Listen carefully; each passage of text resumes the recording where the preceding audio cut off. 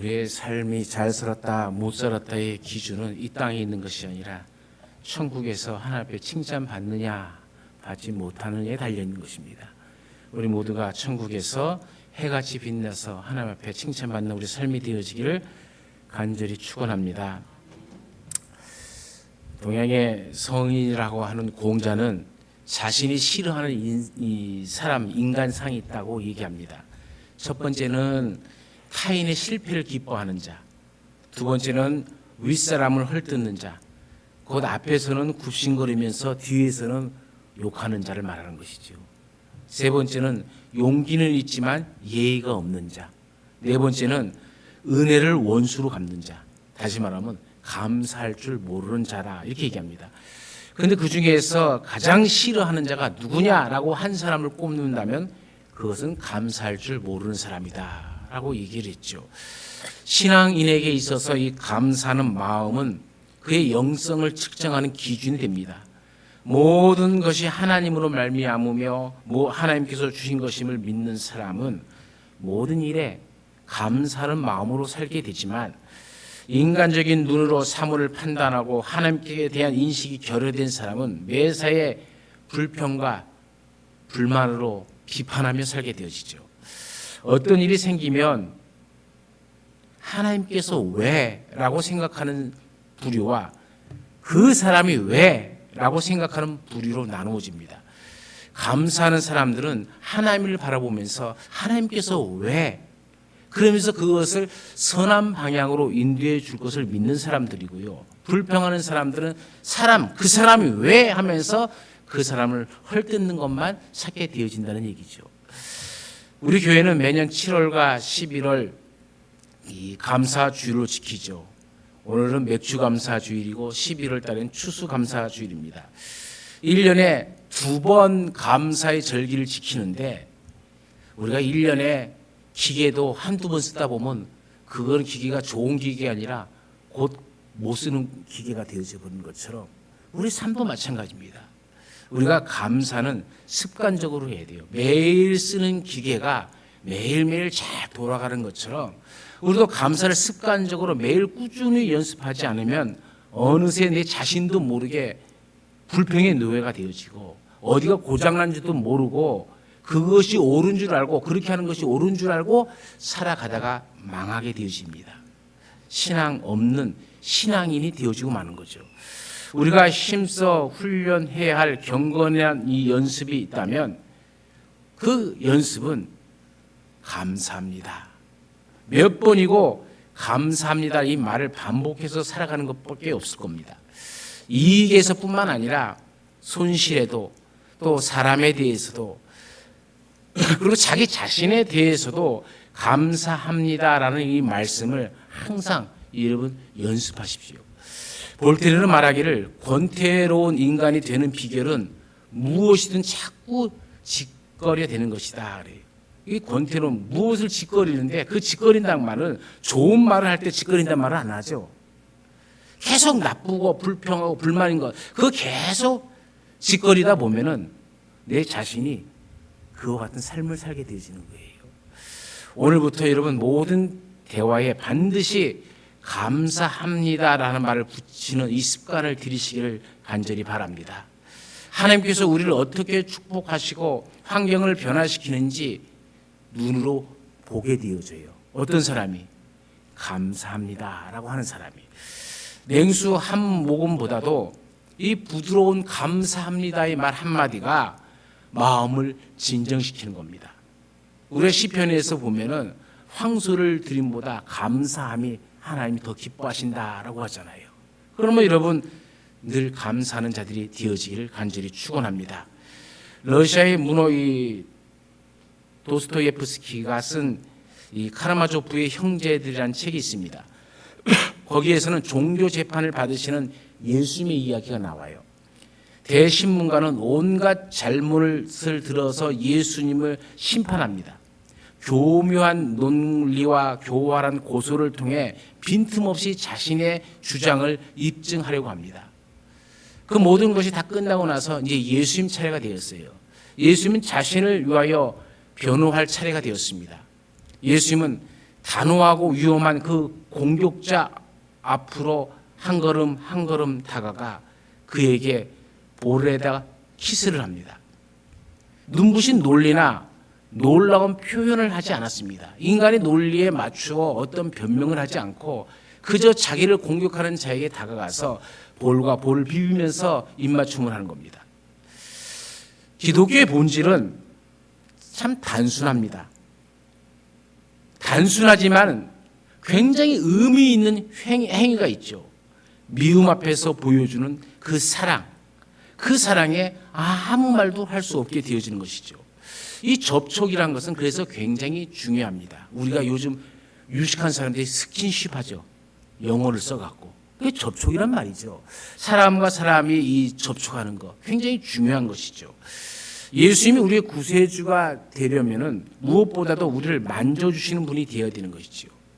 이사야는 이 사실을 우리에게 알려주었죠. 이사야 53장 5절에 그가 찔림은 우리의 허물 때문이요 그가 상함은 우리의 죄악 때문이라 우리가 징계를 받음으로 우리는 평안을 누리고 그가 채찍에 맞음으로 우리가 나음을 받았도다라고 얘기합니다.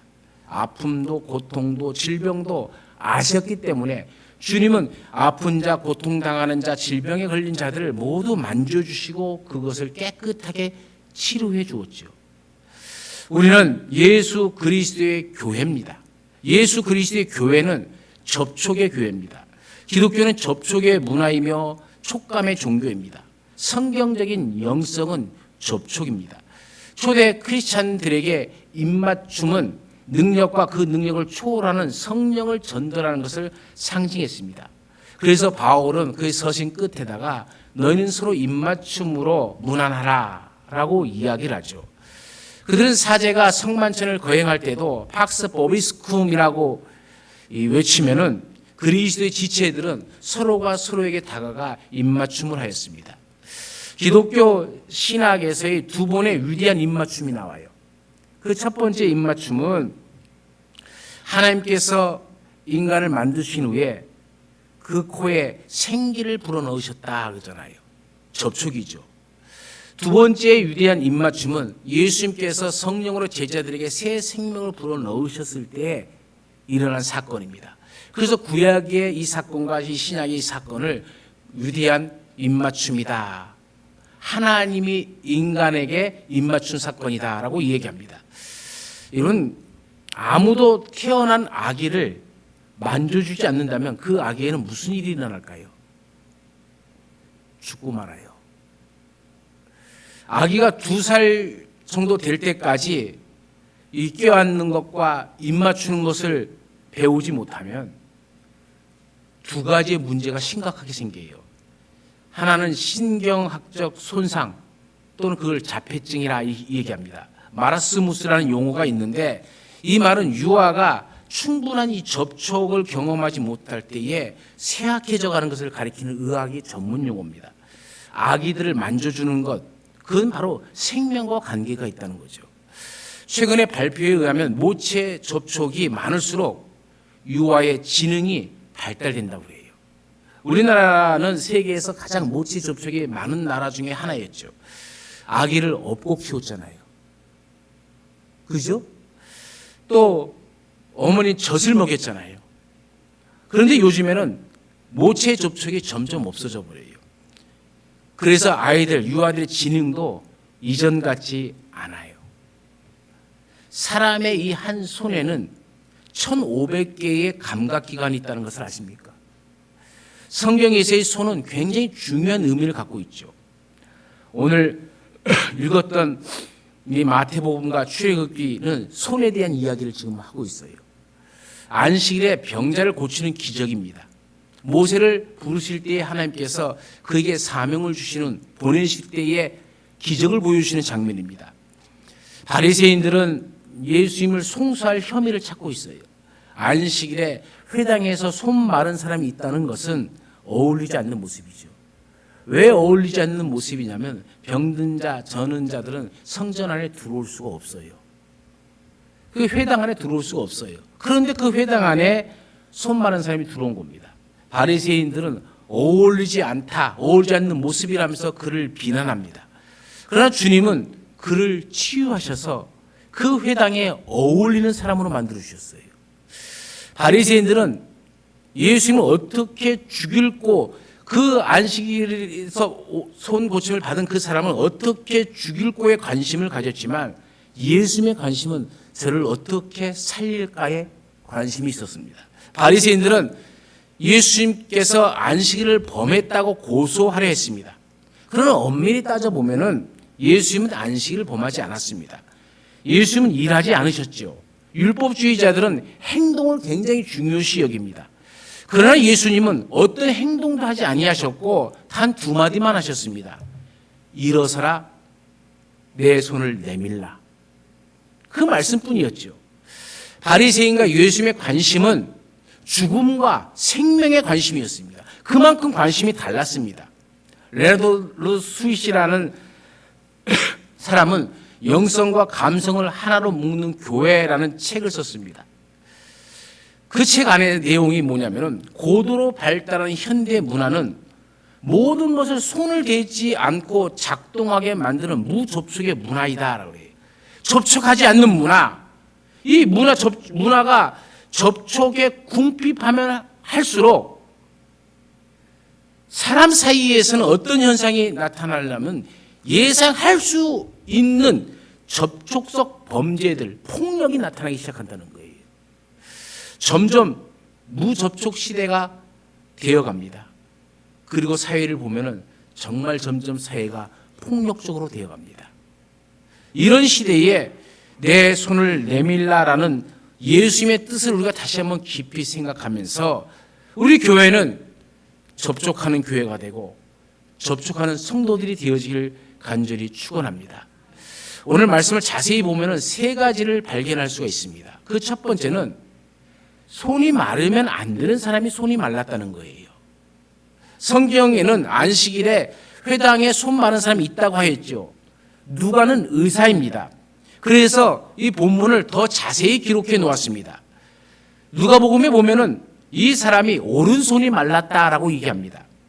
헬라어로 말랐다라는 말은 분사로 사용되고 있습니다. 문법적인 얘기입니다만은 왜 제가 이 얘기를 하냐면은 이 분사로 사용되어졌다는 뜻은 이 사람은 나면서부터 손 마른 사람이 아니라 병이나 어떤 사고로 손이 마른 것을 뜻하기 때문에 그래요.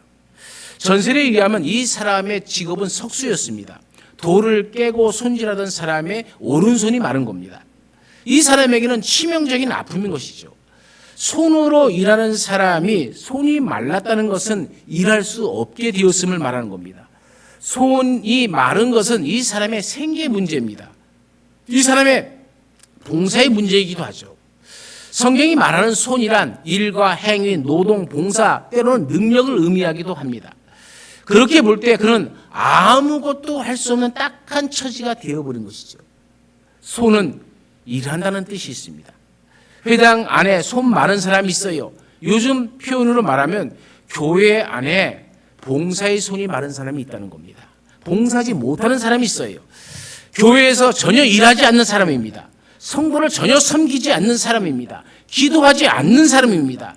능력의 손이 말라 아무 능력을 행하지 못하는 사람입니다. 저는 말씀을 준비하면서 오늘 이 시대의 문제가 바로 여기에 있다라고 생각합니다. 사람들이 교회를 선택해서 갈 때에 작은 교회를 가지 않아요. 주로 대형 교회로 갑니다. 대형 교회를 가는 이유를 물어봅니다. 때로는 친한 사람들에게 교회에 무슨 시험이 들어가고 교회로 옮긴다. 그럴 때 대부분 대형 교회로 가더라는 거예요. 그래서 왜 대형 교회로 가느냐? 그러면 한결같이 대답하는 것이 조용히 교회에 다니렵니다. 조용히.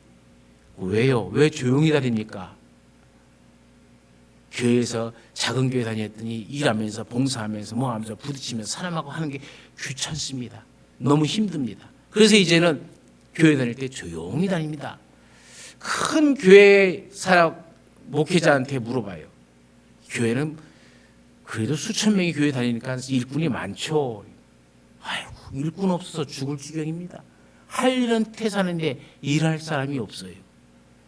오늘 교회의 문제가 여기에 있는 겁니다. 안 하려고 합니다. 손이 마른 것이죠. 손이 말라버렸어요.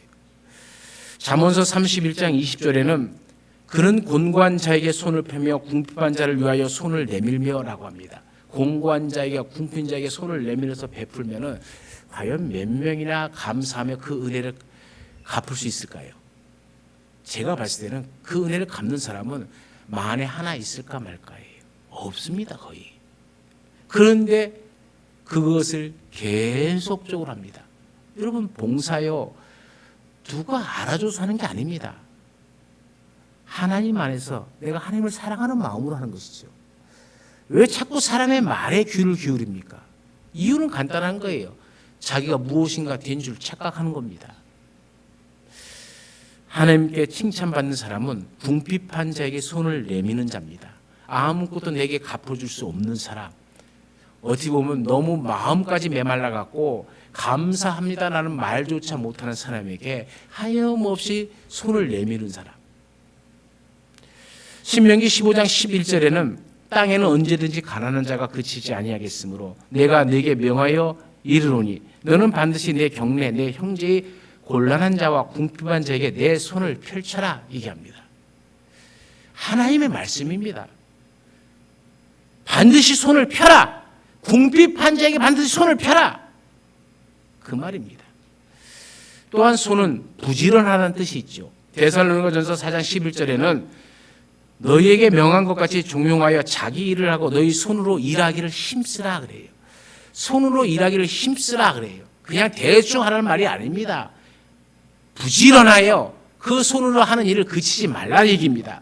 손은 부지런해야 합니다. 손이 부지런한 사람은 복을 받습니다. 그 가정이 복을 받고 그 교회가 복을 받고 자기 자신이 복을 받는 것이죠. 또한 손을 드는 것은 기도하는 것을 의미하죠. 디모데전서 2장 8절에는 남자들이 분노와 다툼이 없이 거룩한 손을 들어 기도하기를 원한다라고 얘기합니다. 손을 드는 것은 분노와 다툼이 없어지는 겁니다. 두 손을 드는 것은 회개한다는 뜻이고 하나님께 항복한다는 뜻입니다. 은혜를 사모한다는 뜻이 포함되어져 있고 기도하는 손은 가장 아름다운 손이죠. 손이 마른 것은 기도가 멈추었다는 뜻입니다. 손이 마른 자의 손은 보기도 흉합니다. 생산하지 못할 뿐만 아니라 흉해서 보이기 싫은 손입니다. 어떤 분은 손을 가리켜 인체의 마술사 또는 역사의 주름잡이라고 말합니다. 착한 일도 손이 하고 못된 짓도 손이 합니다. 아담과 하와는 그 손으로 금단의 열매의 선악과를 따먹고 원죄를 후손들에게 물려주었습니다. 그러나 십자가에 못 박히신 예수님의 손은 아담과 하와로부터 내려오는 원죄를 사하시고 우리를 구원하는 손길이 되었습니다. 손으로 행하는 결과에 따라 삶의 질과 무게가 결정되어집니다. 중요한 것은 세상에는 손이 말라도 괜찮은 사람은 하나도 없다는 것이죠. 이것이 우리 주님의 관심입니다. 그래서 주님은 그 손 마른 자를 고쳐주셨습니다. 두 번째로 손이 말라 내밀 수 없는 사람에게 주님은 손을 내밀라라고 말씀하십니다. 손 마른 사람은 손을 내밀기 싫어서 손을 쓰기 싫어서 움츠리고 있는 것이 아니잖아요. 손을 내밀 수 없는 사람입니다. 예수님께서 손을 내밀라고 하셨을 때에 내가 손을 내밀기 싫어서 이러고 있는 줄 아십니까? 라고 이 사람은 말할 수 있어요. 왜냐하면 손을 펴기도 힘든 사람이니까. 그 펴기 힘든 손을 어떻게 내밀라는 얘기입니까? 충분히 변명의 여지가 되어지죠. 그런데 이 사람은 그런 말을 하지 않더라는 거예요. 예수님은 우리에게 가끔 사람이 할 수 없는 일을 하라고 명하십니다. 인간에게는 할 수 없는 일이지만 주님께서는 할 수 있기 때문에 명령하시는 겁니다. 예수님께서 변화산에서 내려오셨죠. 거기는 한 간질병 걸린 아이가 물에도 넘어지고 불에도 자빠집니다. 9제자가 모여서 고치려고 애썼지만 고치지 못했습니다. 예수님을 보자마자 그 아이의 아버지는 얼른 예수님께 다가가 하는 말이 뭡니까? 무엇을 하실 수 있거든 우리를 불쌍히 여기사 도와주소서라고 얘기합니다. 그때 예수님이 하시는 말씀이 할 수 있거든이 무슨 말이냐? 믿는 자에게는 능치 못할 일이 없느니라. 사람에게는 능하지 않는 일이지만 할 수 없어서 주저하지만 예수님 안에서는 능하지 않는 일이 없습니다. 못하시는 일이 없다는 겁니다. 38년 동안 걷지 못했던 이 베데스 목가의 병자를 생각해 보십시오. 내 상을 들고 걸어가라 말씀하십니다. 그 말씀 앞에 이 38년 된 병자는 아무 말도 하지 않습니다. 난 걸어가지 못해요라고 38년 동안 내가 걸어가지 못한 인생이 어떻게 걸어갈 수 있겠습니까? 라고 변명도 하지 않습니다. 내 처지, 내 환경을 바라보는 것이 아닙니다. 주님의 말씀에 걸어가라 하니까 예 하고 일어나 걸어가는 겁니다. 그 안에 능력이 행해지는 것이죠. 순종 안에 예수님은 모든 은혜와 복을 다 예비해 놓으신 겁니다. 예수님은 이미 죽어있던 야이로의 딸, 나인성 과부의 아들, 청년에게 일어나라 라고 말씀하십니다. 이미 죽었는데 일어나라. 난 시체인데 어떻게 일어납니까? 그렇게 얘기합니까? 이러면 상상을 해보십시오. 오늘 우리가 이 자리에서 장례식을 치른다고 합시다. 죽은 지 나흘이 지났다고 얘기해 봅시다. 죽은 지 나흘 되면 이제 소망이 없는 것이죠. 시체 썩은 냄새가 나죠. 그런데 주님이 들어오셔갖고 일어나라 하시면 여러분 뭐라고 생각할까요? 저 사람이 미쳤나? 죽어서 냄새나는 자를 향해서 일어나라라고 하니 참 죽은 사람은 그 말귀도 못 알아듣고 일어날 힘도 없고 아무것도 없을 거야. 이렇게 생각하는 것이 우리의 모습 아닙니까? 우리는 시체만도 못한 거죠. 일어나라 하는 말씀 앞에 시체가 일어납니다. 나사로의 나오너라 하는 말 앞에 나사로가 걸어 나옵니다. 우리는 왜 그걸 못 믿습니까? 시체도 예수님 말씀에 순종하는데 우리는 왜 순종하지 못합니까? 어떤 남편이 대형 패밀리카에 깔렸습니다. 그 광경을 본 아내가 차를 들어 남편을 구해요. 대형 패밀리카는 얼마나 무겁습니까? 남편이 차에 깔렸다는 소식을 듣고 이 아내가 다급히 달려가고 그냥 그 차를 번쩍 들어버리는 거예요. 주위에 있는 사람들은 어떡하지 하고 있는데 이 아내는 번쩍 들어버려요. 참 불가사의한 일이죠. 그녀는 자신이 그 일을 할 수 없다는 사실을 생각하지 않은 거예요. 전혀 인정하지 않은 겁니다. 순간적으로 그래서 나는 남편을 살려야 되는 이 마음밖에 없는 거예요. 그래서 가가가 범쩍 들어버립니다. 우리가 왜 그런 능력이 없냐? 우리 마음속에는 이미 부정적인 마음이 자리 잡고 있다는 거예요. 할 수 없어. 나는 안 돼. 나는 약해. 나는 힘이 없잖아. 나는 여자잖아. 나는 어린아이잖아. 나는 늙었잖아. 수많은 핑계를 대면서 우리는 하나님의 일을 순종하지 않아요. 능력 주시는 자 안에서 모든 것을 할 수 있다고 성경은 얘기하는데 우리는 그 능력을 안 믿어요. 안 믿으니 기적의 역사가 안 나타나죠. 여러분, 우리가 하나님의 일을 할 때는 내가 할 수 없다는 생각을 잊어먹어야 돼요. 주께서 하십니다. 주께서 명령하셨으니까 주께서 하십니다라고 믿고 나아가면 기적의 역사가 일어납니다. 손을 펼쳐 보인다는 것이 무슨 뜻입니까? 자신의 모든 것을 숨기지 않고 다 본심을 드러내 보인다는 겁니다. 이 손바닥은요, 인간의 심리와 밀접한 관련의 부분이 있습니다. 이 손바닥은 마음속이라고 합니다. 또 한방을 하는 사람들은 이 손바닥엔 모든 혈이 다 모여있다고 얘기하죠. 손바닥을 보인다라는 것은 마음을 열고 있다는 증거예요. 여러분, 팔짱을 끼고 이렇게 상대의 얘기를 듣는 상태는요, 거부의 포즈입니다. 그걸 아십니까? 팔짱 끼는 것은 본심을 숨기기 위한 사람의 가림이에요. 손바닥을 숨기고 팔을 양쪽으로 가림으로써 앞에 있는 상대방에게 큰 벽을 쌓고 있다는 증거입니다. 그만큼 손을 내민다는 것은 중요한 것이죠. 손금을 봐주는 사람 있죠. 손바닥을 내밀고 있으면 인간은 정직해집니다. 손금 보는 사람이 말에 고분고분해지고 모조리 다 숨김없이 대답합니다. 손금 보러 가서 거짓말하는 사람 봤습니까? 없어요. 그런데 여러분, 손금 보러 가지 마세요. 그 사람 앞에 다 털어놔도 덕될 것 아무것도 없습니다. 우리의 손을 완전히 펴고 우리의 손이 빈손이 되어질 때에 하나님이 채워주실 줄로 믿습니다. 혈류증으로 앓던 여인이 완전히 빈 상태에서 예수를 만나고 치유함을 받았습니다. 38년 된 병자도 모든 것을 다 비우고 내 생각도 다 비웠잖아요. 그래서 나음을 입은 거 아닙니까? 예수님께 왔던 죄 많은 여인은 자신의 옷값을 깨뜨리고 향유를 부어서 완전히 비우고 드림으로 죄 사함을 받았잖아요.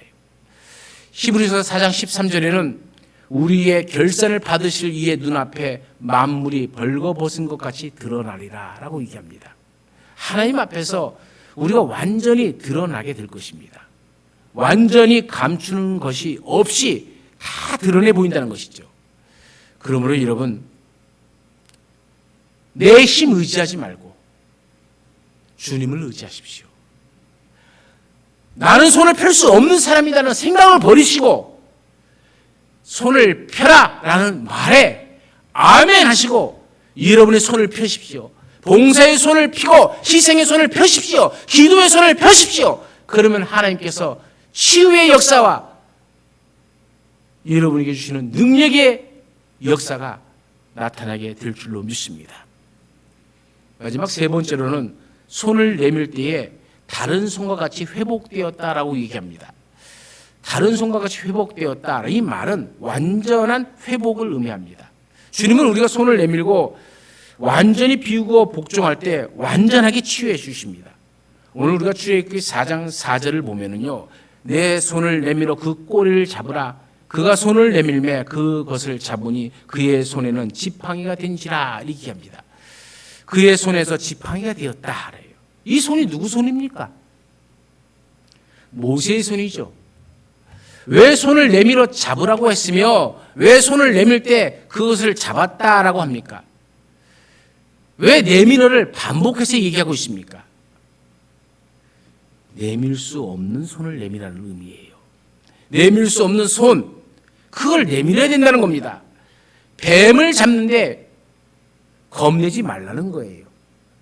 여러분 보십시오. 뱀을 잡을 때 어디를 잡습니까?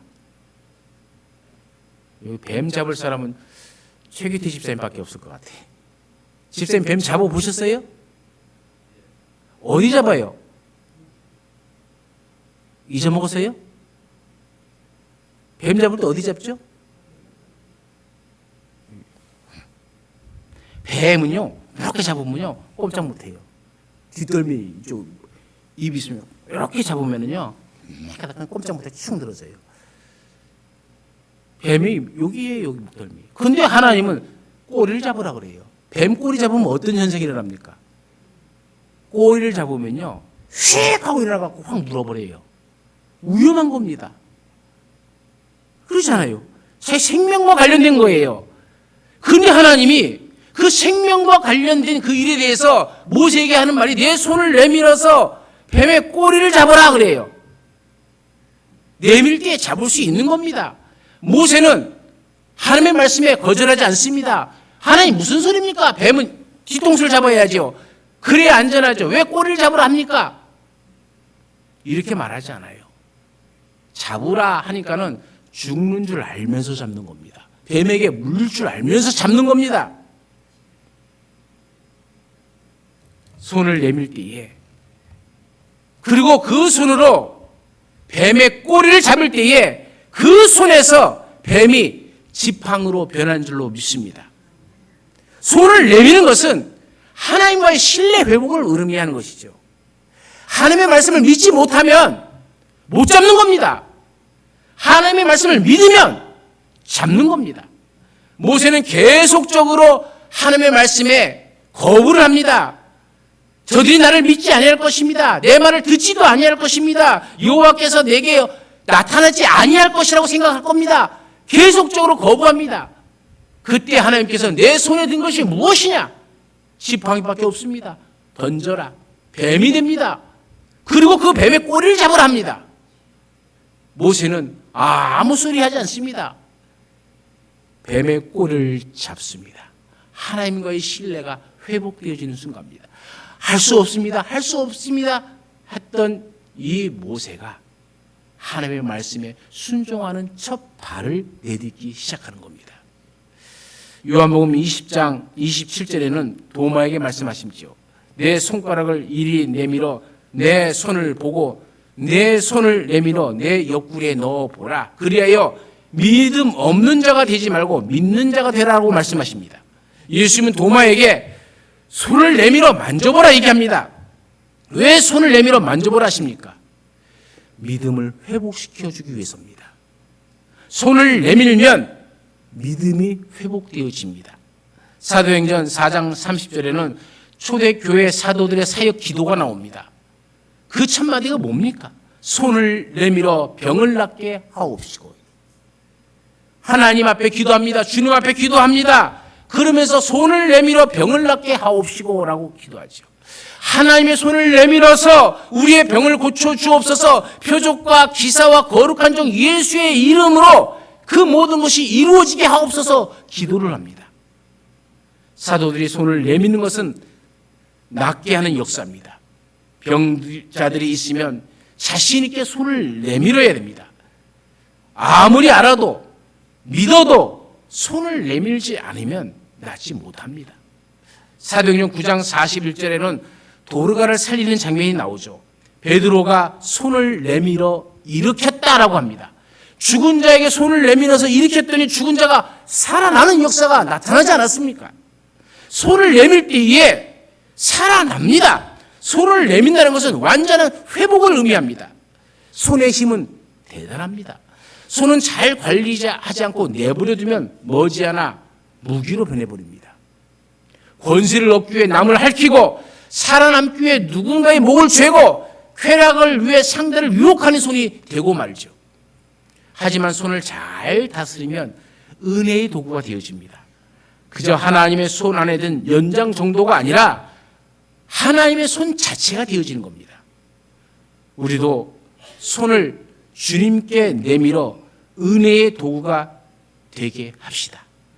손을 손금보는 점쟁이에게 내는 것이 아니라 주님 앞에 내밀어야 될 줄로 믿습니다. 손은 마음의 대행자입니다. 머리와 손은 짝을 이루어 일을 합니다. 옛날 베네딕트 수도에서는 수도사들에게 손을 쓰는 일을 하라고 지시를 합니다.